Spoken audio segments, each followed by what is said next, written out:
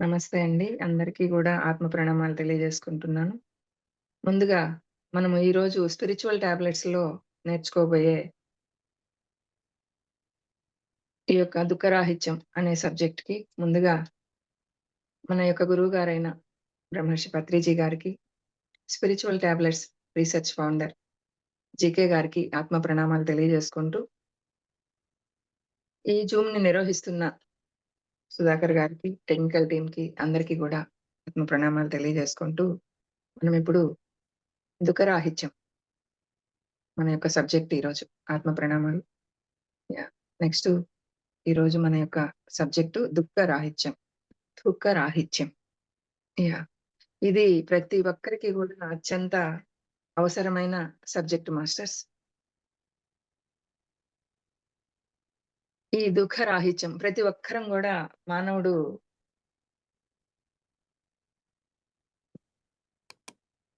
Banana మానవుడికి ప్రతి ఒక్కరికి గూడా ఈ దుఃఖరాహిత్యం అనేది ఎలాగో తెలియకనే ఎంతో ఇబ్బంది పడుతూ ఉంటాడు. మనము ఈ యొక్క భూమి మీదకి నేర్చుకోవడానికి వచ్చాము అనేది తెలుసు. కానీ అయినా గూడా మాయలో పడిపోయి హ్మ్. ఎన్నో విధాలుగా దుఃఖంలోకి వెళ్ళిపోతూ ఉంటాడు మానవుడు. అందుకే ఈ దుఃఖరాహిత్యం అనేది చాలా ఇంపార్టెంట్ సబ్జెక్ట్ మనకి.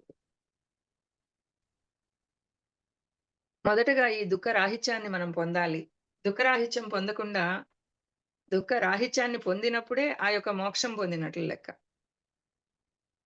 దుఃఖరాహిత్యం పొందాలి అంటే ముందు మనము ఈ యొక్క ప్రాథమిక జ్ఞానోదయం మనకి ఇక్కడిచ్చిన ఫస్ట్ పాయింట్‌లో ప్రాథమిక జ్ఞానోదయం మనకి ఏంటి అంటే మొదటి 3 చక్రాల స్థితిని దాటడం.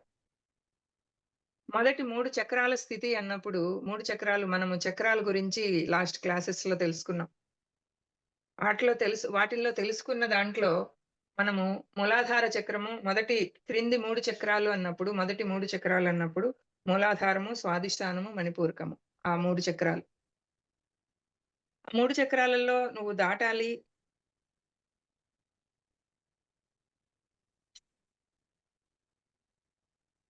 ఈ 3 చక్రాలని దాటటము అంటే ముందుగా మనము ఆ యొక్క చక్రాల యొక్క గుణగణాలేంటి? ఆ చక్ర స్థితిలో ఉన్న వాళ్ళ యొక్క ఆ గుణగణాలేంటి? ఆ గుణగణాల్ని మనం ఎప్పుడైతే పెంపొందించుకుంటూ వెళ్తామో, అప్పుడు ఆటోమేటిక్‌గా మనం ఆ 3 చక్రాల స్థితిని దాటుతాం మాస్టర్స్.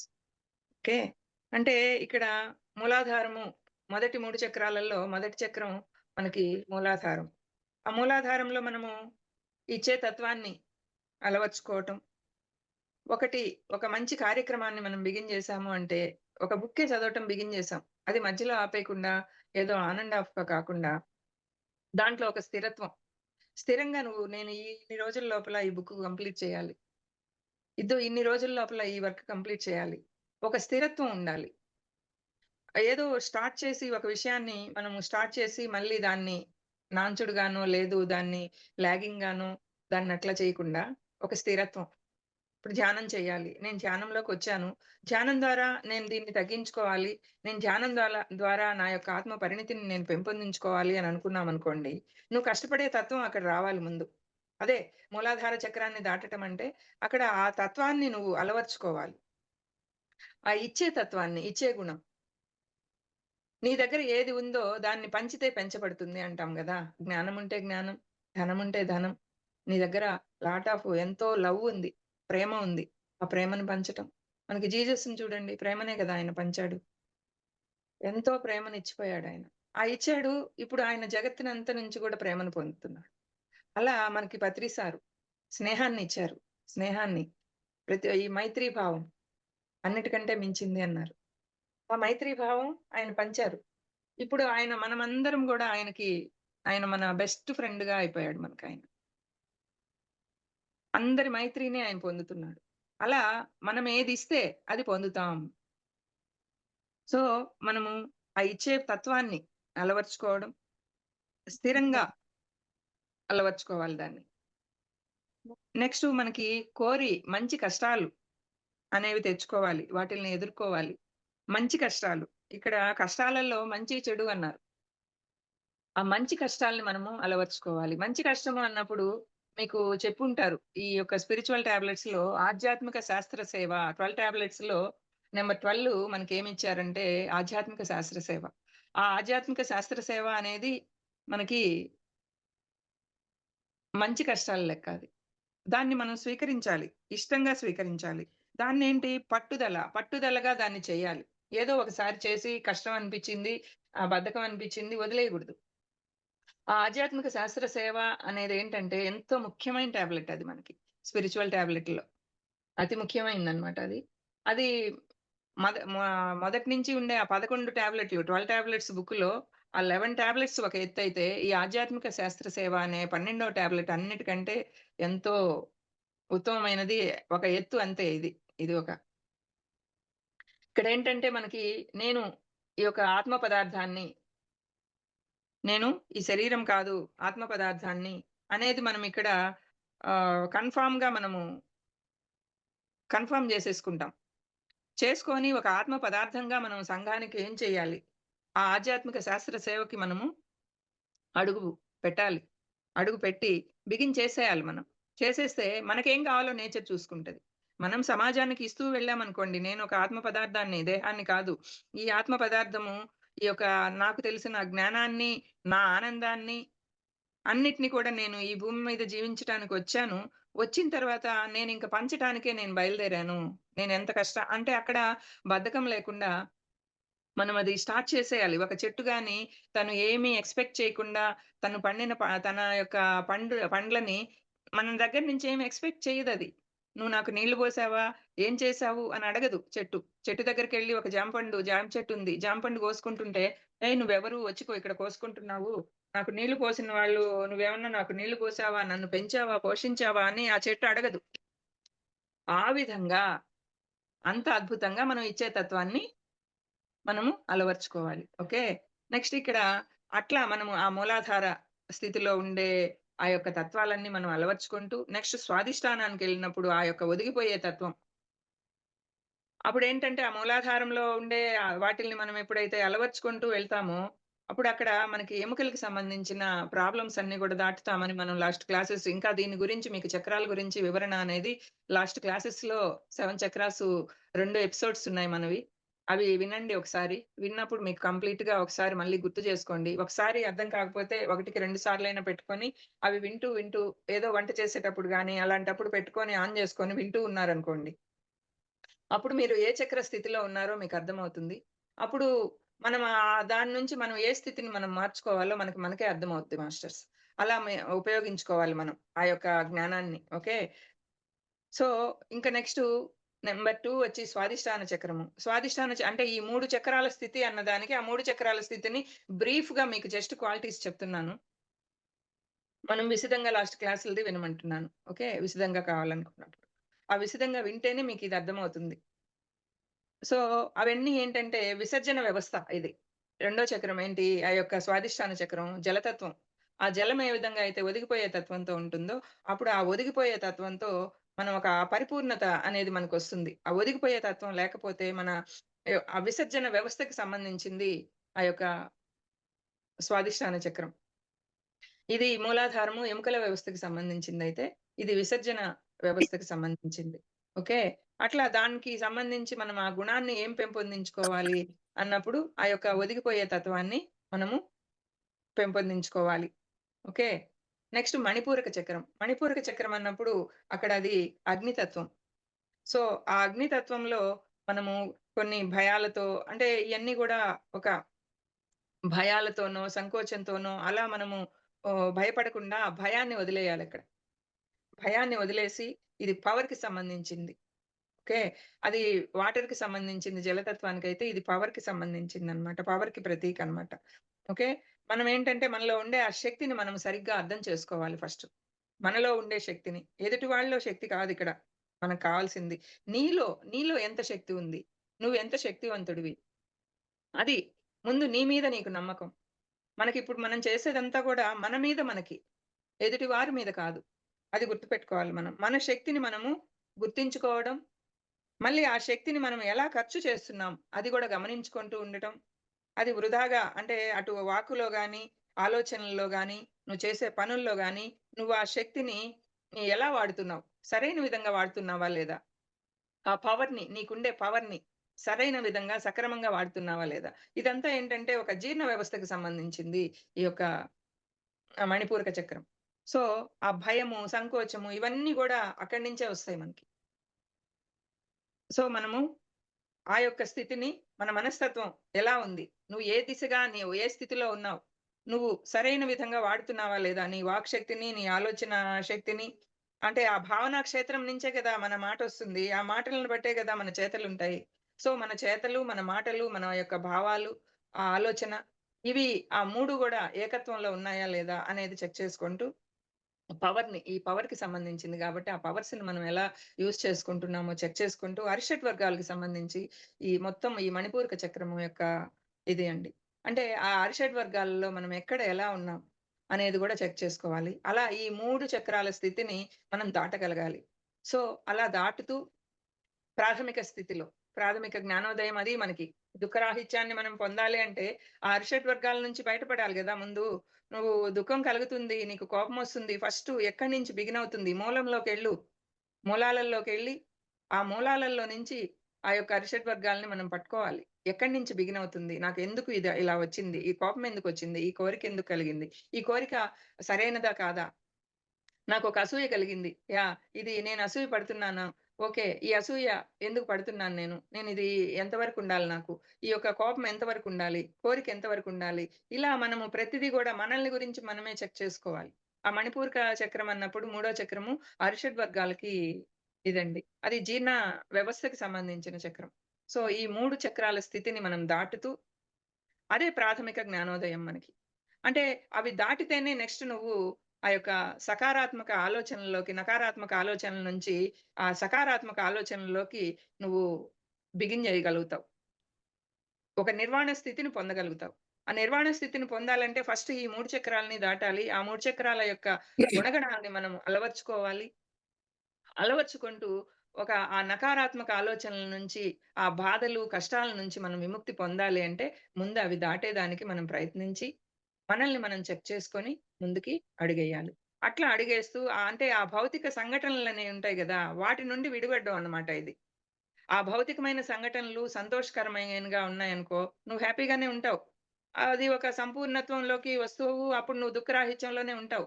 కానీ అవి ఎప్పుడైతే ఆ సంఘటనలు దుఃఖం కలిగించేవిగా ఉంటాయో, నిన్ను అవమానించేవిగా ఉంటాయో, అప్పుడు గూడా నువ్వు వాటిల్ని గూడా ఏకత్వ స్థితిలోకి తీసుకోగలగాలి. అటు దుఃఖాన్ని ఒకటిగా తీసుకోగలగాలి. ఇటు సంతోషాన్ని ఒకటిగా తీసుకోగలగాలి. అప్పుడు నీకు దుఃఖం అనేది ఉండదు గదా! అక్కడ దుఃఖ రాహిత్యం అనేది వస్తుందప్పుడు.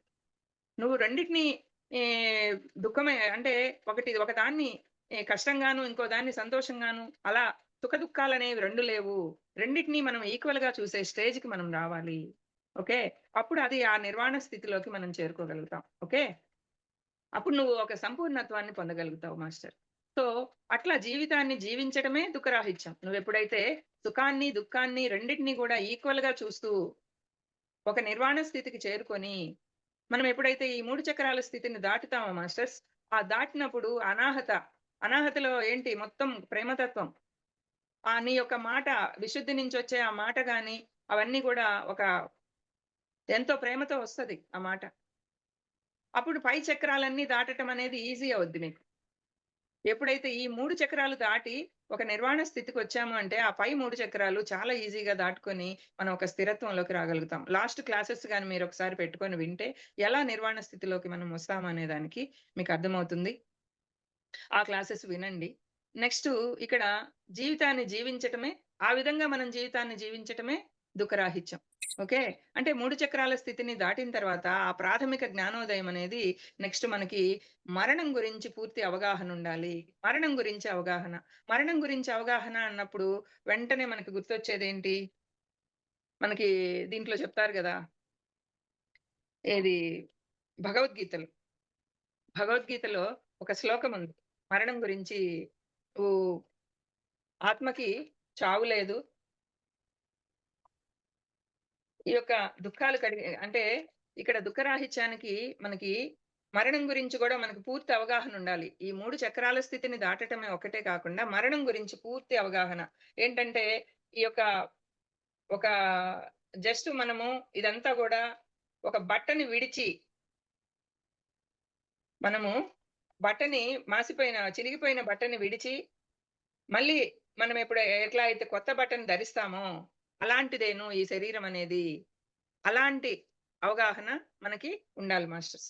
ఆ అవగాహన గాని మనకుందనుకోండి, ఇంకసలు మనకింకా ఆ మరణం మీద భయముండదు. ఓకే. మరణిస్తే ఏంటి? ఇంకొక జన్మని తీసుకుంటాం గదా! మనకి ఈ పుట్టిన వాడికి మరణం తప్పదు. మనకి దాంట్లో ఇచ్చుంటాడు. ఏది మన భగవద్గీతలో జాతస్య హి ధ్రువో మృత్యుః. ధ్రువం జన్మం మృతస్య చ తస్మాద పరిహారేద్దే నత్వం శోచితుమర్హసి. ఆ శ్లోకాన్ని ఇచ్చుంటాడు. ఆ శ్లోకంలో మనకేం చెప్తాడు? పుట్టిన వానికి మరణం తప్పదు. మరణించిన వానికి జన్మ తప్పదు. సో, ఇప్పుడు ఈ మరణించాము. ఈ యొక్క వస్త్రం చినిగిపోయింది. ఒక చినిగిపోయిన వస్త్రాన్ని వదిలేస్తాం మనం. వదిలేసి కొత్త వస్త్రాన్ని ధరిస్తాం. అంతే కదా మరణం అనేది. అనే ఒక అవగాహన. అప్పుడంటే మరణించిన వాడు జన్మ తప్పదంటున్నాడు. ఆ శ్లోకంలో మనకి. మరి మరణించినప్పుడు మళ్ళీ జన్మ తప్పదు అంటే, పునర్జన్మ నెక్స్ట్ జన్మకి శ్రీకారమే గదా అది. అందుకే మనకి పత్రిజీ గారేం జెప్పారు, ఆ యొక్క శరీరాన్ని విడిచిన రోజున గూడా సెలబ్రేషన్ జేసుకోండి అన్నాడు. బర్త్‌డే సెలబ్రేషన్ ఎలా చేసుకుంటారో, అలా ఆ రోజున గూడా ఇంకొక కొత్త జన్మని తీసుకునే సెలబ్రేషన్‌గా చేసుకోండి అన్నారు. ఆ అవగాహన మనకు పూర్తిగా ఉండాలి మాస్టర్స్. అంటే జన్మ తప్పదు. అది అలాంటి అనివార్యమైన విషయం గురించి మనం ఎందుకు శోకిస్తున్నాం? ఎందుకు శోకిస్తున్నాను నేను? మళ్ళీ జన్మ తీసుకుంటాం గదా! అమ్మో! మరణం వచ్చేస్తదేమో! అమ్మో! నాకు ఆ జబ్బొచ్చేసింది. నేను పోతానేమో! నేను పోతే ఎట్లా? నువ్వు ఎప్పటికైనా పోవాల్సిందే కదా మనము. మనం ఈ శరీరం తీసుకొనొచ్చాము. మన కర్మలు పూర్తయినాయి ఇక్కడ. మన కర్మలు పూర్తయ్యాక ఈ శరీరంతో ఎందుకుంటాం మనం? ఆ కర్మలన్నీ పూర్తి చేసుకున్న మీరు కర్మ సిద్ధాంతంలో వినుంటారు. ఆ కర్మలన్నీ పూర్తయిన తర్వాత ఏ శరీరము ఉండదు. తన యొక్క కర్మ పూర్తి చేసుకున్న తర్వాత ఈ భూమి మీదకొచ్చి అది వెళ్ళిపోతుంది. మనం మూడో నేత్రం ఉత్తేజితం చేసుకున్నామనుకోండి, ధ్యానంలోకొచ్చి, మనకి ఆటోమేటిక్‌గా నెక్స్ట్ జన్మేందో గూడా తెలుస్తుంది. గత జన్మలో మనం ఏంటి? 'హూ యామ్ ఐ' అనే ఒక సబ్జెక్ట్ ఉంది గదా! ఆ 'హూ యామ్ ఐలో' మనకర్థమవుతుంది. ఓకే. ఇక్కడ మనము ఎక్కడి నుంచొచ్చాం? మనం తెలుసుకోవాల్సింది ధ్యానంలో అదే అండి ముఖ్యంగా. ముఖ్యంగా మనం అదే తెలుసుకోవాలి. ఏంటి అంటే మనం ఎక్కడి నుంచొచ్చాం? ఇక్కడ మన కర్తవ్యం ఏంటి? మన జీవిత ధ్యేయం ఏంటో తెలుసుకోవాలి. మనం ఎక్కడి నుంచొచ్చామో తెలుసుకోవాలి. నెక్స్ట్ ఎక్కడికి వెళ్తామో గూడా తెలుస్తుంది మనకి. ఆ యొక్క ధ్యానంలో. అంటే నువ్వు సరైన ధ్యానాన్ని చేసినప్పుడు, నువ్వు మనసా వాచా కర్మణ దానికి ఒక అంకిత భావంతో నువ్వు శరణాగతి నొందినప్పుడు ఆ ధ్యానానికి, నీలో ఉండే దైవానికి నువ్వు ఆ శరణాగతి నొందినప్పుడు, నీకు నువ్వు శరణాగతి నొందినప్పుడు అంటే మనకి పత్రిజీ గారు గూడా చెప్పున్నారు. ఎదుటి వాళ్ళ పాదాలు కాదు మీరు పట్టుకోవాల్సింది. మీలోనే ఉన్నాడు ఆ గురువు. ఆ లోపల ఆ గురువుని పట్టుకోండి అన్నాడు. అదే ఆయన ఒక్క ముక్కలో చెప్పాడు. బుద్ధుడు గాని ఒక ముక్కలో ఆనాపానసతే దుఃఖరాహిత్యానికి ఆయన బుద్ధుడు అన్ని సంవత్సరాలు తపస్సు చేసి, అన్ని సంవత్సరాలు ఆయన కనుగొని మనకి ఆనాపానసతిని ఇచ్చారు. ఇచ్చారు అంటే ఆయన కనుక్కుందేంటి? ఆ దుఃఖరాహిత్యము ఈ ఆనాపానసతి వల్లనే దుఃఖరాహిత్యాన్ని పొందగలరు అని. అందరికి సింపుల్‌గా ఇచ్చేసారాయన. ఆ దుఃఖరాహిత్యం ఎక్కడి నుంచొస్తది? ఆ ఆనాపానసతికి నువ్వు శరణాగతి అవ్వాలి. ధ్యానానికి శరణాగతి అవ్వాలి. నీ లోపలుండే నీ ఇన్నర్‌కి నువ్వు శరణాగతి అవ్వాలి. విషయ వాంఛల ఎడల అదంతా గూడా ఆ విషయ వాంఛల ఎడల ఆసక్తిని వదలాలి. విషయ వాంఛలంటే ఏంటి? బాహ్యంలో ఉండేవి. అంటే ఈ శరీరం గూడా విషయ వాంఛల్లో ఒకటే గదా! ఇది బాహ్యంలో ఉంది మనకి. బాహ్యంలో కనిపించే ఈ శరీరాన్ని కాకుండా, బాహ్యంలో కనిపించే ఏ వస్తువునైనా గూడా నువ్వు అదుంటే మనకు ఆనందం, ఇదుంటే ఆనందం. ఓకే. నేను ఆహ్, నాకు అది వచ్చింది. ఏంటి? ఆ ఆనందాలేంటి? క్షణికానందాలవన్నీ గూడా. నువ్వు శాశ్వతానందాన్ని పొందగలిగావు అంటే అదే దుఃఖరాహిత్యం. శాశ్వతానందం ఏంటి? ఆత్మానందం, బ్రహ్మానందం. ఆ ఆత్మ జ్ఞానాన్ని తెలుసుకుంటూ నువ్వు ఆత్మని తెలుసుకొని నేను ఆత్మని, నాకు మరణం లేదు. నేను కాల్చబడను. నేనేమి దుఃఖం కలిగినా నాకు దిగులు చెందను. సుఖమైనా ఒకటే. అంటే అక్కడ మనకి భగవద్గీతలో ఒక శ్లోకంలో చెప్పుంటారు మాస్టర్స్. దుఃఖం కలిగినప్పుడు దిగులు చెందనివాడు, సుఖము కలిగినప్పుడు సృహలేనివాడు, అనురాగము, భయము, క్రోధము పోయినవాడు స్థితప్రజ్ఞుడు అని. అదే ఆ నిర్వాణ స్థితి. ఆ స్థిత ప్రజ్ఞత స్థితికి మనం రావాలి. అలా వచ్చినప్పుడు ఆటోమేటిక్‌గా మనము ఆ స్థితిని పొందగలుగుతాం. అప్పుడు మనకి దుఃఖరాహిత్యం, ఇంక దుఃఖం ఉండదు. దుఃఖరాహిత్యం ఎక్కడో లేదు. ఇంకొకరి చేతిలో లేదు. లేదు ఎదుటి గురువు చేతిలో లేదు. మనకివన్నీ గూడా ఏంటి? ఈ స్వాధ్యాయము, ఈ సజ్జన సాంగత్యము, ధ్యానము. ఈ మూడిటిని నువ్వు నమ్ముకుంటూ, వాటి మీదే నువ్వు కాన్సంట్రేట్ జేసి, వాటికి నువ్వు శరణాగతయ్యి, నువ్వు చేసుకుంటూ వెళ్తే, నువ్వు చేసేది నువ్వు చేస్తూ ఉంటే, నేచరు, ఆ దైవము నీకు కావాల్సింది అది సమకూరుస్తది. కాకపోతే నీ ఇంట్యూషన్‌ని నువ్వు వినాలి. దాన్ని ఫాలో అవ్వాలి. ఇంట్యూషన్ ఒక రకంగా వస్తుంటుంది. నీ యొక్క మనసేమో ఇంకా విషయం ఎదురుగా ఉండే ఆ వ్యక్తుల మీదనో, లేదు వస్తువుల మీదనో నీ మనసు పనిచేస్తూ ఉంది అంటే, అది ఇంకా పని చేయదు మాస్టర్స్. మనకి ఇంట్యూషన్ ఇవ్వదు. నువ్వు నీ ఇంట్యూషన్ ఏమొస్తుంది అది కనుక్కోగలగాలి. ఓకే. అలా కనుక్కొని ఆ యొక్క దుఃఖరాహిత్య స్థితిని నువ్వు పొందాలి అంటే ముందు మరణం గురించి నీకు పూర్తి అవగాహన రావాలి. మరణం అనేది ఇంకొక జన్మకి నాంది అనే అవగాహన మనకి కలగాలి. అంటే మనం ఇక్కడికొచ్చాము. కర్మల్ని ఆచరించటమే మనకి భగవద్గీతలో చెప్పాడు. ఏమని చెప్పాడు? కర్మల్ని ఆచరించడం యందే నీకు అధికారం కలదు గానీ, వాటి ఫలితం పైన నీకు అధికారం లేదు. అంటే ఫలితాన్ని ఆశించకుండా నువ్వు కర్మలు చేసుకుంటూ వెళ్ళాలి. కర్మ అంటే ఏంటి? నువ్వు చేసే చేతలు. నీ చేత చేయించబడే అవే గదా కర్మలు. అవి వాటి యొక్క నో ఎక్స్‌పెక్టేషన్స్ అని జెప్పాడు. భగవద్గీతలో మనకు చెప్పాడక్కడ. ఒక ఉంది గదా! ఒకటి అది రెగ్యులర్‌గా అందరికీ తెలిసిన శ్లోకమే మాస్టర్స్ అది. కర్మణ్యేవాధికారస్తే మా ఫలేషు కదాచన. మా కర్మ ఫలహేతుర్భుః మా తే సంగోऽస్త్వ కర్మణి. ఆ శ్లోకంలో చెప్తాడు మనకి. ఆ శ్లోకంలో కర్మల్ని ఆచరించుటయందే నీకు అధికారం కలదు గానీ, వాటి ఫలితం పైన నీకు లేదు. నీవు కర్మ ఫలమునకు కారణం కారాదు. అంటే కర్మ ఫలితానికి నువ్వు కారణం కారాదు. నువ్వు ఆచరించటం ఒక్కటే. అట్లని మళ్ళీ కర్మలు చేయకుండా ఉండరాదు. ఏ కర్మను ఆచరించకుండా ఏదో లెబ్బా నా వరకు నేను ధ్యానం చేసుకొని, నా వరకు నేనుంటాను. ఎందుకొచ్చింది? ఏది చేస్తే ఏమో? ఎక్కడ ఏలు పెడితే ఏం కర్మ చుట్టుకుంటదో? ఎవరితో మాట్లాడితే ఏం కర్మ చుట్టుకుంటదో? ఏం చేస్తే మళ్ళీ ఏ పుట్టలో ఏం పాముందో అని నువ్వు భయపడిపోయి ఏదోలే నేనిట్లా అంటే కర్మను ఆచరించాల్సిందే. తప్పదు. అక్కడ మనకి భగవద్గీతలో చెప్పిందదే. పత్రిజీ గారు చెప్పిన భగవద్గీతలో గూడా ఉంది అది. నువ్వు ఆచరించాల్సిందే. మళ్ళీ కర్మల్ని చేయటం మానరాదు అన్నాడు. సో, ఎక్స్‌పెక్టేషన్ లేకుండా కర్మను చెయ్యి. ఓకే. నేను ఇప్పుడు ఈ క్లాస్ చెప్పాను. ఓహ్! Very good. వీళ్ళందరూ నన్ను వెరీ గుడ్ అనాలి. అనే ఎక్స్‌పెక్టేషన్ నా దగ్గర ఉండకూడదు. అంటే అక్కడ నువ్వు ఆశించి నువ్వు ఆ క్లాస్ చెప్తున్నావు. అంటే నేనిప్పుడు చేసే పనేంటి? ఇక్కడ క్లాస్ చెప్పటం. నా ద్వారా జ్ఞానం అందింపబడుతుంది. ఇప్పుడు నేను చెప్తున్నానా ఇక్కడ? ఎవరు? ఎవరు ఈ ఇందుమతి ఎవరు? ఈ బాడీకే గదా! ఇందుమతి పేరు. ఆత్మ పేరు కాదు గదా అది. ఎవరు చెప్పించేది? చెప్పించబడుతుందిక్కడ. I am a instrument. అది ఉండాలి మనకి మైండ్‌లో. I am a instrument. కానీ అబ్బా! నేను గాంగా చెప్పాను. ఓకే. వీళ్ళందరూ నన్ను బాగా ఆహ్, ఏమనాలి? ఇది చేసారా లేదా? నన్ను బాగా పొగిడారా లేదా? ఓకే. ఇదే. అట్లా కాదు. నేనందుకే ప్రతిసారి అడుగుతుంటా మిమ్మల్ని. మీకెంత మాత్రం అర్థమైందో చెప్పండి చాలు అని. మీకు అర్థమయ్యే విధంగా చెప్పగలిగానా? నా నుంచి వచ్చిన ఆ జ్ఞానము మీకు అర్థమయ్యే విధంగా వచ్చిందా లేదా? అది ఉండాలి మైండ్‌లో. క్లాస్ చెప్పే ప్రతి మాస్టర్‌కి గూడా అది ఉండాలి గానీ, ఓకే. నేను కంగా ఆ అహంకారాన్ని తెచ్చుకోకూడదు. దాన్ని వదలకపోతే ఇంక నువ్వు ఏది నీకు అంటదు. అసల ఇంకా ఏది ఫలితాన్ని ఇవ్వదు మాస్టర్స్. అహం బ్రహ్మాస్మి. సో, మనము ఆ స్థితిలోకి రాగలగాలి. ఓకే. అంటే మనము చేసే పని ఎడల ఆ ఎక్స్‌పెక్టేషన్ ఉండకూడదు. ఓకే. ఇక్కడ మనకి అట్లా అని మళ్ళీ పని చేయకుండా మానరాదు. సో, అట్లా నువ్వు మరణం గురించి నీకు ఒక పూర్తి అవగాహనుండాలి. నెక్స్టు మూడవ నేత్రం ఉత్తేజితమైంది. ఆ ఉత్తేజితమైనప్పుడు నువ్వు ఆ మరణం గురించి నువ్వెక్కడి నుంచొచ్చావు? ఎలా ఏం చేయటానికొచ్చావు? నెక్స్ట్ ఏం చేయబోతున్నావు? ఇది తెలుసుకొని నువ్వు ఒక పూర్తి అవగాహనతో ఆ ధ్యానాన్ని చేసుకుంటూ వెళ్ళాలి. చేసుకుంటూ వెళ్తూ మంచి కష్టాలంటే మీకిందాక చెప్పాను. ఆధ్యాత్మిక శాస్త్ర సేవ. ఆ ఆధ్యాత్మిక శాస్త్ర సేవలో దిగితే అవే మంచి కష్టాలు. ఏ రోజు ఇప్పుడు నేనున్నాను. ఏ రోజు ఇల్లు కదలలేదు. బట్ ఈరోజు కారెక్కానంటే ఒక్కొక్క గ్రామంలో ఏ గ్రామంలో పిలుస్తారో క్లాస్‌కి ఆ గ్రామానికి వెళ్ళటం. లేదు ఏ డిస్ట్రిక్ట్‌లో అదర్ డిస్ట్రిక్ట్స్‌లో పిలిస్తే అదర్ డిస్ట్రిక్ట్స్‌కి వెళ్ళటం. ఎక్కడ అదర్ స్టేట్‌లో పిలిస్తే అదర్ స్టేట్‌కి వెళ్ళటం. ఎక్కడ పిలిస్తే అక్కడ వెళ్ళి ఆ జ్ఞానం ఏది అందింపబడుతుందో నా ద్వారా ఆ యొక్క కర్మని పూర్తి చేసుకొని వస్తూ ఉంటాను. అవే మంచి కష్టాలు. ఏ రోజు నేనొక్కదాన్నే అట్లా వెళ్లి ఎరగను కదా! బట్ ఈరోజు ఎలా వెళ్ళగలుగుతున్నాను? సో, అలా ఆ మంచి కష్టాల్ని మనం తీసుకోవాలి. అలాంటి మంచి కష్టాల్ని మనం తీసుకోవాలి. చెడు కష్టాల్ని వదిలేయాలి. అది. నెక్స్ట్ మన కష్టాల్ని మనమే సృష్టించుకుంటాం. అంటే ఇది మంచి, ఇది చెడు.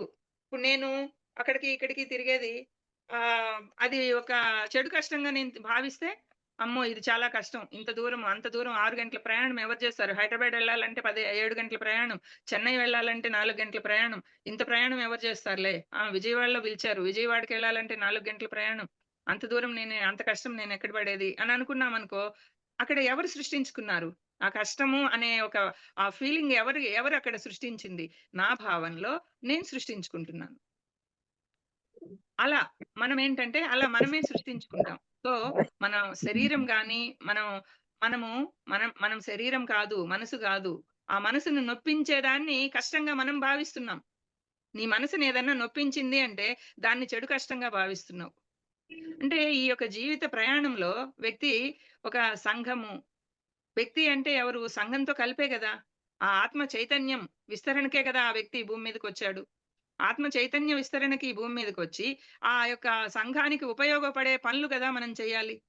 అలా సంఘానికి ఉపయోగపడే పనులు చేస్తూ, వాటిల్ని మనం కష్టాల కింద తీసుకోకుండా, వాటిల్ని మంచి కష్టం కింద తీసుకోవాలి. సంఘానికి మనము చేసే ఆ యొక్క పనుల్ని మంచి కష్టాల కింద మనం తీసుకోవాలి. అవే మంచి కష్టాలు మనకి. మనము వాటిల్నేంటి సంఘానికి మనం చేసే వాటిల్ని మంచి కష్టాల్ని మనం కోరి తెచ్చుకోవాలి మాస్టర్స్. అది దేనికి కోరి తెచ్చుకుంటాం?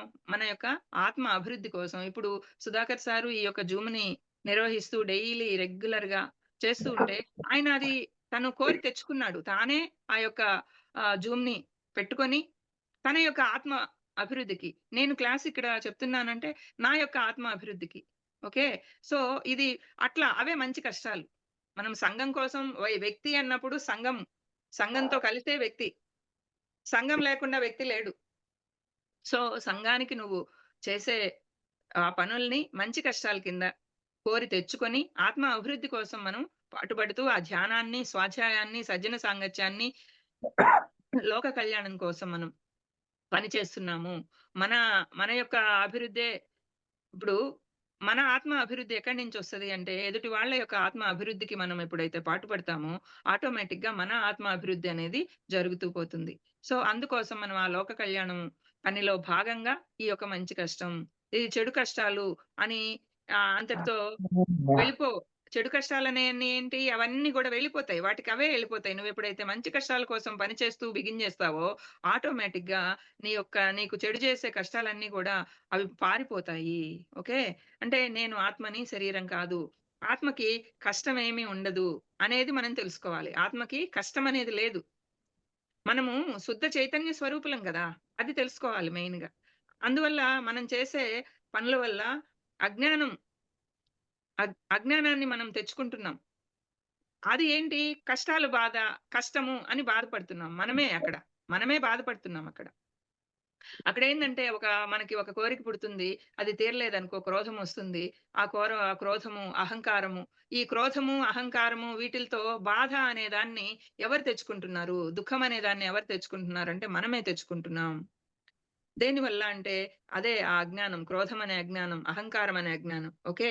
జ్ఞానం అనే ఆ మంచి కష్టాల వల్ల అదేంటంటే కొంచెం ఇబ్బంది కలిగించినా గూడా ఆ శుద్ధ చైతన్యం మనము అనేది మనం ఎప్పుడైతే మింగిలైపోతామో నేను అంటే ఈ శుద్ధ చైతన్యాన్ని నేను అనేది మనం ఎప్పుడైతే నమ్మి ముందుకి అడుగేస్తామో, లోక కళ్యాణం కోసం మనం ఎప్పుడైతే పాటుపడుతూ పోతామో, మన వాస్తవానికి మనమే సృష్టికర్తలము అని ఎప్పుడైతే తెలుసుకుంటామో, ఆ గత జన్మల యొక్క కర్మల్ని గూడా మనం ఎప్పుడైతే చూసుకుంటామో, అప్పుడు ఇప్పుడు జన్మ దేనికి, ఏమి నేర్చుకోవటానికి ఈ జన్మ తీసుకున్నామనే ఒక జీవిత ధ్యేయాన్ని మనం ధ్యానం ద్వారా ఎప్పుడైతే తెలుసుకుంటామో, అప్పుడు మనం దేనికొచ్చామో మనకర్థమైపోతుంది. అప్పుడు ఈ మాయ నుంచి బయటపడిపోతాం మనం. ఆ యొక్క అరిషడ్వర్గాల మాయ నుంచి బయటపడిపోయి, ప్రతి దాన్ని గూడా ఇష్టంగా, కష్టంగా భావించకుండా ముందుకు వెళ్తూ రావాలి మాస్టర్స్. ఎప్పుడైతే నీకు ఆ దుఃఖరాహిత్యం కలగాలి అంటే, నువ్వు ఇష్టంగా ఇప్పుడు ఒక విద్యార్థి చదువుకునేటప్పుడు మనం చెప్తూ ఉంటాం. "అరే బాబు! ఇష్టంగా చదవరా, కష్టంగా చదవబాకు" అని. మన పిల్లలు చిన్నప్పుడు అదే చెప్పేవాళ్ళమి. ఇక్కడ మనం చేసే ఈ యొక్క లోక కళ్యాణం కార్యక్రమం కూడా మనం ఏంటంటే ఇష్టంగా చేయాలి. నువ్వెప్పుడైతే ఇష్టంగా నేర్చుకోవడానికి, తెలుసుకోవటానికి మనం వచ్చామని దాన్ని నమ్మి నువ్వు చేసుకుంటూ వెళ్తావో, నువ్వెప్పుడైతే దాన్ని కష్టంగా భావించవో, అప్పుడు ఆటోమేటిక్‌గా నీ యొక్క జన్మ ప్రణాళికనేది పూర్తి చేసుకోవటంలో భాగంగానే నేను ఈ జన్మని తీసుకొనొచ్చిన దానికి నేను చేసుకుంటున్నాను ఇది నా జన్మ యొక్క ఈ జీవిత ధ్యేయంలో భాగము అనేది మనం చేసుకుంటూ వెళ్ళాలి మాస్టర్స్. అందుకే మనం ఏం చేయాలి అంటే నెక్స్ట్ స్లైడ్‌కెళ్ళండి. సో, ఒక ప్రణాళిక.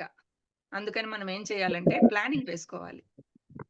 ఓకే. ఇప్పుడు ఇష్టంగానే మనము ఆ యొక్క దేన్నైనా గూడా కష్టంగా మనం భావించము. ఇష్టంగానే వెళ్తూ ఉంటాం. కానీ అక్కడేంటి అంటే ప్రణాళిక. మన భవిష్యత్ పురోగతి ఎక్కడి నుంచొస్తుంది అంటే నువ్వు వేసుకునే ప్రణాళిక మీద నుంచే నీ భవిష్యత్ పురోగతి అనేది ఉంటుంది. నువ్వు ప్రణాళిక లేకుండా ఏది చేసినా గూడా అది సక్సెస్ అవ్వదు మాస్టర్స్. సో, కంపల్సరీగా వీక్లీ ప్లాన్‌లు, daily plans, weekly plans, monthly plans, yearly plans అంటే డైలీ ప్లాన్ అన్నప్పుడు ఈ రోజు నిద్ర లేసి నువ్వు డైలీ చేసే రొటీన్ వర్క్స్ ఏంటి? ఎన్ని గంటల నుంచి ఎన్ని గంటల దాకా ధ్యానం చేయాలి? ఎన్ని గంటల నుంచి ఎన్ని గంటల దాకా వాకింగ్‌కెళ్ళాలి? అంటే మన స్వధర్మము కూడా ఉండాలి గదా! శరీరం లేకుండా నువ్వు ఆత్మ ఏమీ సాధించలేదు. శరీరంతోని ఉంటేనే తను జ్ఞానాన్ని తీసుకుంటది, పంచుద్ది అన్నీ ఏదైనా చేయగలదు తను. సో, డైలీ ప్లానింగ్ ఉండాలి. ఆత్మ ప్రణాళిక ఉండాలి. కుటుంబ ప్రణాళిక ఉండాలి. అంటే కుటుంబం కోసం ఎన్ని గంటల ప్రణాళిక. అట్లా మన స్వయం కోసం మన స్వయం ప్రణాళిక, డైలీ ప్లానింగు. డైలీ నువ్వు చేయాల్సిన వర్కులు రాసుకోవాలి. మళ్ళీ ఇప్పుడు ఈ వారం వీక్లీ ప్లానింగ్ అన్నప్పుడు ఏంటంటే మాస్టర్స్ ఈ వారం వచ్చేలోపు ఇప్పుడు ఒబేస్ ఉన్నప్పుడు ఈ వారం లోపల నేను 2 కేజీలు తగ్గాలి. ఈ ఆదివారం నేను రాసుకున్నాను. లేదు ఈ మనం పౌర్ణమి రోజుల్లో ప్లానింగ్ రాసుకోవాలి మాస్టర్స్. ఆ పౌర్ణమి రోజుల్లో ప్లానింగ్ ఎలా అంటే daily planning, weekly planning, monthly planning. Next 1 year అయ్యే లోపల నేను 1 మంత్ కంప్లీట్ అయ్యే లోపల ఈరోజు ఈ బుక్ బిగిన్ చేశాను. ఈ బుక్ ఈ మంత్ లోపల నేను కంప్లీట్ చేయాలి. ఈ బుక్ బిగిన్ చేశాను. ఈ వారం లోపల నేను కంప్లీట్ చేయాలి. ఈ పని బిగిన్ చేశాను. ఇది 1 ఇయర్ లోపల నేను కంప్లీట్ చేయాలి. ఇలా అన్నమాట. అలా డైలీ ప్లానింగ్‌లు, వీక్లీ ప్లానింగ్‌లు, మంత్లీ ప్లానింగ్‌లు, ఇయర్‌లీ ప్లానింగ్‌లు, 5 ఇయర్స్ ప్లానింగ్సు అవన్నీ గూడా మనము రాసుకోవాలి. 20 years plannings, 15 years plannings, 25 years plannings అలా మనం ప్లానింగ్స్ రాసుకొని అప్పుడు నువ్వు ఎంతసేపు ధ్యానం చేయాలి, రోజుకి ఎంతసేపు ధ్యానం చేయాలి, ఏ పుస్తకాలు చదవాలి, ఆ పుస్తకాన్ని ఎన్ని రోజుల లోపల నువ్వు కంప్లీట్ చేయాలి. ప్రణాళికేసుకోవాలి నువ్వు. ఏసుకొని మన ఆత్మ ఉన్నతికి పాటుపడాలి గదా! మరి నువ్వు పాటుపడేది అదే. దాని ద్వారానే గదా! సో, ఆ భవిష్యత్తు ఆహ్, ఆ ప్రణాళికను వేసుకుంటూ పోయావు అంటే, అప్పుడు నీ యొక్క ఆ పురోగతి వైపు నువ్వు అడుగులు వేసినట్లు. ప్రణాళిక లేకపోతే పురోగతి ఉండదు. ఓకే. సో, ఆ ఆనందమయం చేసుకోవాలి నువ్వప్పుడు. మన వాస్తవానికి మనమే సృష్టికర్తలం. మనము దుఃఖరాహిత్యం నుంచి మన జీవితాన్ని దుఃఖం లేకుండా మన జీవితంలో ఆనందమయంగా మనం జీవించాలి అంటే, మనము ప్లానింగ్ వేసుకొని, మన భవిష్యత్తుని మనమే పురోగమనంలో ఉంచుకొని, ఆ భవిష్యత్ ప్రణాళిక యేసుకొని, ఆ ప్రణాళిక ప్రకారం మనం జీవిస్తూ వెళ్ళాము అంటే మాస్టర్స్ ఆటోమేటిక్‌గా నువ్వు రాహిత్యాన్ని పొందగలుగుతావు. ఓకే. అంటే ఆకస్మిక సంఘటనలు, కలలు, అనుభవాలు వాటిని బేస్ చేసుకొని గూడా ఆ మూడో నేత్రం ద్వారా నీకు కలలొస్తుంటాయి. ధ్యాన అనుభవాలొస్తాయి. వాటిని బేస్ చేసుకొని అంటే ఇప్పుడు కలల్లో ఒక టెంకాయ చెట్టు కనిపించింది అనుకుంటాం. అప్పుడు నువ్వు 5 ఇయర్స్ ప్లానింగ్ రాయాలి. టెంకాయ చెట్టనేది ఎందుకు 5 ఇయర్స్ ప్లానింగ్ అంటే టెంకాయ చెట్టుని నువ్వు నాటినప్పుడు అది 5 సంవత్సరాలకి గాని అది నీకు ఫలాన్నివ్వదు. అక్కడ నీకు ఇండికేషన్ అన్నమాట. మనకి స్పిరిచ్యువల్ టాబ్లెట్స్‌లో ఉంటాయి మాస్టర్స్ ఇవన్నీ కూడా. స్పిరిచ్యువల్ టాబ్లెట్స్‌లో మెయిన్‌గా కలలు, అనుభవాల మీదే మన భవిష్యత్తు ప్రణాళికను రాసే దాని మీదే మనకొచ్చే అనుభవాలు, ఆ కలల్ని బేస్ చేసుకొని మనం ప్రణాళికేసుకోవాలి. ఓకే. అట్లా ప్రణాళికేసుకుంటూ నువ్వు ముందుకెళ్ళావు అంటే అప్పుడు దుఃఖరాహిత్యాన్ని నువ్వు పొందగలుగుతావు. ఓకే. ఆకస్మిక సంఘటనలు గూడా. సడెన్‌గా ఏదన్నా కనిపిచ్చింది. పాము గనిపించింది. లేదు సడెన్‌గా ఒక జెర్రి కనిపించింది. అలా అవన్నీ గూడా ఏంటి ఆకస్మిక సంఘటనలు. అట్లా అవి కనిపించినప్పుడు నువ్వెలాంటి ప్రణాళికేసుకోవాలి? ఏం చేయాలి? ఇవన్నీ గూడా స్పిరిచ్యువల్ టాబ్లెట్స్‌లో ఉంటాయి మాస్టర్స్. ఆ స్పిరిచ్యువల్ టాబ్లెట్స్ కోర్స్ చేసినప్పుడు మనకి ఇవన్నీ గూడా అర్థమవుతాయి. ఇంకా మూడో నేత్రం ద్వారా మనం అయన్నీ గూడా తెలుసుకోగలుగుతాం. ఓకే. నెక్స్ట్ పాయింట్ ఏంటి? సత్ ప్లస్ చిత్ ప్లస్ ఆనందం. సచ్చిదానందం. ఓకే. అంటే అక్కడ ఆత్మ సత్యమేంటి? సత్ సత్యం. సత్యమేంటి? ఆత్మ. సత్యమైనదేంటి? ఆత్మ. జగత్తు. ఈ యొక్క జగత్తంతా గూడా మిథ్య అనేది మనం తెలుసుకోవాలి. ఓకే. ఆ మోహాన్ని పెంచుకోకుండా నేనెవరు? ఎక్కడి నుంచి వచ్చాను? అవును. నీ యొక్క చిత్తమంతా గూడా సత్ ప్లస్ చిత్. నువ్వు సత్యాన్ని తెలుసుకున్నావు. ఆ చిత్తాన్ని ఖాళీ చేసుకోవాలి. చిత్తం ఎప్పుడు గూడా ఖాళీ కప్పులాగా ఉండాలి. నీ యొక్క మనసంతా గూడా. అది నీ కంట్రోల్‌లో ఉండాలి. దాని కంట్రోల్‌లో నువ్వు ఉండకూడదు. అప్పుడు నువ్వక్కడ ఆనందాన్ని పొందగలుగుతావు. ఆ ఆనందం కాస్త అప్పుడు సచ్చిదానందం అవుద్ది. ఓకే. సో, నేనెవరు? ఎక్కడి నుంచొచ్చాను? అనేది మనం తెలుసుకొని ఆత్మ నిత్యంగా ఆ జగత్తు అంతా గూడా ఇదంతా గూడా మాయ, ఇదంతా గూడా మిథ్య అనేది మనం తెలుసుకొని, మనల్ని మనం సరిదిద్దుకుంటూ వెళ్ళాము అంటే, అంటే మనల్ని మనం సరిదిద్దుకోవటానికే మాస్టర్స్ ఇదంతా గూడా. ఈ ప్రణాళిక గాని, ఈ యొక్క 3 చక్రాల స్థితిని దాటాలి అంటే, వాటి యొక్క ఆ గుణగణాలను మనము పెంపొందించుకుంటూ, ఆ గుణగణాలతో మనం జీవించాలనేది గాని, అవన్నీ గూడా ఏంటంటే, ఈ యొక్క దుఃఖ రాహిత్యం కోసం దుఃఖ రాహిత్యం ఎప్పుడు కలుగుతుంది ఆ వ్యక్తికి? స్థితప్రజ్ఞత వచ్చినప్పుడు. ఇవన్నీ ఆచరించినప్పుడు. ఓకే. ఆ స్థితప్రజ్ఞత ఆ చైతన్యం వైపు నడవాలి ఆ వ్యక్తి. అప్పుడు ఎప్పుడైతే నేనొక చైతన్య స్వరూపాన్ని, నా స్వరూపమే ఆనంద స్వరూపము అనేది తెలుసుకుంటాడో, అప్పుడు సచ్చిదానందాన్ని పొందుతాడో ధ్యానం ద్వారా, అప్పుడు ఆ తెలుసుకున్నప్పుడు అక్కడ ఆ జీవశక్తి అనేది బాగా ఆ దుఃఖరాహిత్యాన్ని కలిగిస్తుంది. జీవశక్తి మనలో అద్భుతంగా ప్రవహించినప్పుడు ఆటోమేటిక్‌గా అక్కడ ధ్యానం చేస్తూ నువ్వు ఒక శూన్యమైన శూన్యరహిత స్థితి మన చిత్తంలో మన చిత్తమంతా కూడా శూన్య స్థితిలోకి ఎప్పుడైతే చేరుకుంటామో, అప్పుడు అక్కడుండే అజ్ఞానం అంతా గూడా ఇప్పుడు దానికి ఒక ఎగ్జాంపుల్ మీకు ఇంతకుముందు గూడా చెప్పున్నాను. ఒక స్టోర్ రూమ్ ఉంది. మన చిత్తము ఒక స్టోర్ రూమ్ లాంటిదనుకుంటే, నువ్వెప్పటినుంచో ఎన్నో సంవత్సరాల నుంచి ఆ స్టోర్ రూమ్‌లో పాతయి పనికిరాని వస్తువులన్నీ వేసిపెట్టావు. వేసిపెట్టి నీవు ఆ డోర్ ఓపెన్ చేశావంటే స్టోర్ రూము వచ్చి పైన పడుతుంటాయి. స్టోర్ రూమ్ ఓపెన్ చేస్తే పైన పడిపోతూ ఉంటాయి ఆ వస్తువులన్నీ. అక్కడ నువ్వు లైటేసినా గూడా నీకేమి కనిపియదు. చీకటే కనిపిస్తుంది. మరి అలాంటప్పుడు నువ్వక్కడ ఏం చేయాలి? ఆ స్టోర్ రూమ్‌ని ఎప్పుడైతే నువ్వు ఆ పనికిరాని వస్తువులన్నీ ఎందుకు నేను ఉన్నానని మొత్తం తీసి బయట కొట్టేసి, ఆ స్టోర్ రూమ్ అంతా నీట్‌గా కడిగిచ్చేసి, పెయింట్ జేసేసి, అప్పుడు లైట్ స్విచ్ ఆన్ చేశావనుకో, ఎంత వెలుగ్గా ఉంటుంది ఆ రూము. ఎంత అబ్బా! అసలు ఇంత విశాలంగా ఉందేంటి ఈ రూము అని అనిపిస్తది. అలాంటిదే అండి మన చిత్తం అనేది. నువ్వు సత్యాన్ని తెలుసుకున్నావు. నీ చిత్తము అలా ఖాళీ అవ్వాలి. ఆ స్టోర్ రూమ్ లాగే ఉంచిపెట్టుకుంటే ఎప్పుడెప్పుడియో అన్నీ నీ పైనొచ్చి పడతా ఉంటాయి. నిన్ను ప్రశాంతంగా ఉండనివ్వవు. దుఃఖరాహిత్య స్థితికి వెళ్ళనివ్వవు. సో, అక్కడ ఖాళీ చేయాలి. ఖాళీ చేయాలంటే అజ్ఞానాన్నంతా తొలగించుకోవాలి అంటే ధ్యానం. ధ్యానంలో నువ్వు శూన్యం స్థితికి చేరుకోవాలి. జ్ఞానాన్ని అందుకుంటూ ఉండాలి. అందుకున్న జ్ఞానాన్ని ఆచరణలో పెట్టాలి. ఎప్పుడైతే నువ్వు ధ్యానం చేస్తూ ఆ యొక్క ఆ మనసుని శూన్య స్థితికి తీసుకెళ్ళి, అజ్ఞానాన్నంతా గూడా పారద్రోలి, జ్ఞానాన్ని తెలుసుకుంటూ వెళ్తావో, అంటే ఇప్పుడు పాజిటివ్ ట్యాప్‌ని నువ్వు తిప్పుతూ పోతే, అది నెగెటివ్ అంతా ఎట్లా కొట్టుకొని ఎళ్ళిపోతుంది గదా! ఒక ట్యాప్ కింద మురికుండే కప్పుని పెడితే, ఆ ట్యాపు ఆన్ అయినప్పుడు, అట్లే కంటిన్యూగా ఆన్ జేసి పెట్టినప్పుడు, దాంట్లో ఉండే మురికంతా ఆటోమేటిక్‌గా కొట్టుకొని బోతుంది. అలాగే మనకి స్టోర్ రూమ్ లాగా ఉండే మన యొక్క ఆ మనసనేది, దానిలో ఉండే ఆ మురికి అంతా గూడా, అజ్ఞానం అంతా గూడా తొలగించుకోవాలి అంటే, నువ్వు సరి అయిన జ్ఞానాన్ని దానికి అందిస్తూ తెలుసుకుంటూ, నువ్వు ధ్యానం చేస్తూ, ఒక సచ్చిదానంద స్థితిని ఎప్పుడైతే పొందుతావో, ఆటోమేటిక్‌గా దుఃఖరాహిత్యాన్ని చేరుకోగలుగుతావు. అదే మనకి జ్ఞానాగ్ని దగ్ధ కర్మాణం. ఓకే. అంటే మన కర్మలన్నీ గూడా అప్పుడు తొలగించుకుంటాము. దుఃఖరాహిత్య స్థితిని పొందగలుగుతాం మాస్టర్స్. అది masters. Thank you so much. అది దుఃఖరాహిత్యాన్ని మనం పొందాలి అంటే మనమే పొందాలి. ఇంకొకరొచ్చి మనకివ్వలేరు మాస్టర్స్. థాంక్ యూ అండి. ధన్యవాదాలు.